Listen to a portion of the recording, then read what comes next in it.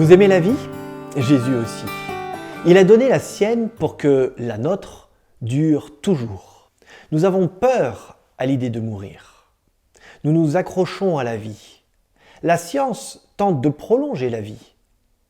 Lorsque la mort approche, la vie semble tout à coup plus attrayante. Nous avons horreur de la mort. Nous la repoussons.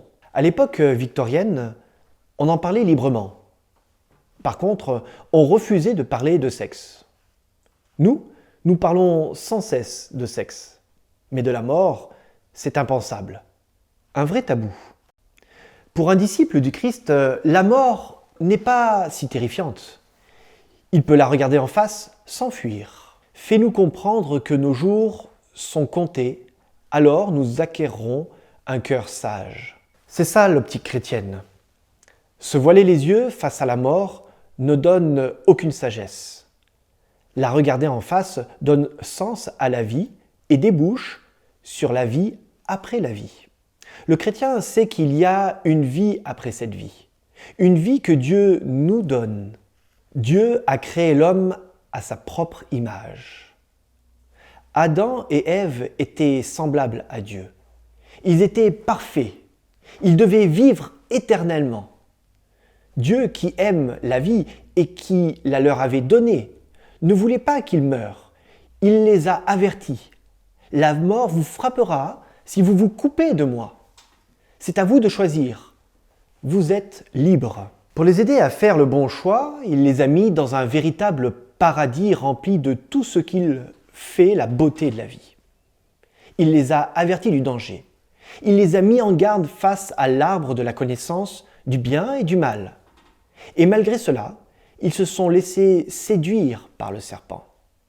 Le séducteur disait exactement le contraire de Dieu. Et Adam et Ève l'ont cru. Depuis, la mort fait partie du programme de la vie, encore aujourd'hui. Nous disons d'une personne qui meurt qu'elle s'est endormie. Cette idée vient de la Bible. Daniel parle de ceux qui dorment au fond de leur tombe.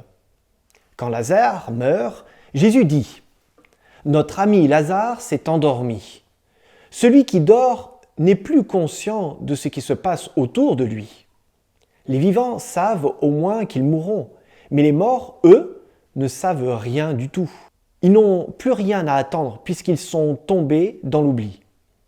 Leur amour, leur haine, leur jalousie sont mortes avec eux. Et ils ne participeront plus jamais à tout ce qui arrive sur la terre. Utilise ta force à réaliser tout ce qui se présente à toi. En effet, on ne peut pas agir ni juger. Il n'y a ni savoir ni sagesse là où sont les morts que tu iras rejoindre. Vu sous cet angle, la mort perd son aspect terrifiant. Le feu de l'enfer et les âmes errantes en quête de repos sont des idées complètement étrangères à la Bible. Inlassablement, elle répète que l'homme tout entier, dort dans la poussière. Mais l'histoire ne s'arrête pas là. Jésus veut nous réveiller du sommeil de la mort. Il a pouvoir sur la vie et la mort. Il a vaincu la mort en mourant et en ressuscitant. Il est mort pour nous. Son tombeau est vide. Quand Jésus reviendra en gloire, nous sortirons du sommeil de la mort, comme nous sortons chaque matin de notre sommeil. Il l'a promis et il tiendra sa promesse.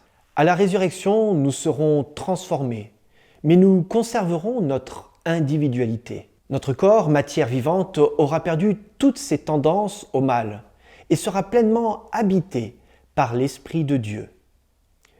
Une chose est claire, il n'y aura plus de mort. Nous jouirons de la vie éternelle. La mort est inévitable sur cette terre. Le savoir nous apprend à vivre. Les personnes atteintes d'une maladie incurable, qui apprennent qu'il ne leur reste que peu de temps à vivre, vivent leurs derniers jours avec une grande intensité. Certaines en profitent pour renouer des relations, d'autres pour chercher la paix avec Dieu. C'est ce que nous devrions faire tout le temps. Pas seulement par peur de la mort, mais par goût de la vie. La mort nous stimule. Elle nous rend conscients de nos responsabilités. Malgré l'espérance de la résurrection, elle ne nous laisse pas indifférents. Devant la perte d'un être cher, nous sommes tristes, mais c'est normal. Mais nous avons une consolation. Jésus donne une nouvelle vie. Nous reverrons ceux que nous avons aimés et qui ont cru en Dieu. Et nous ne serons plus jamais séparés. Nous vivrons ensemble avec Dieu, Dieu qui aime la vie.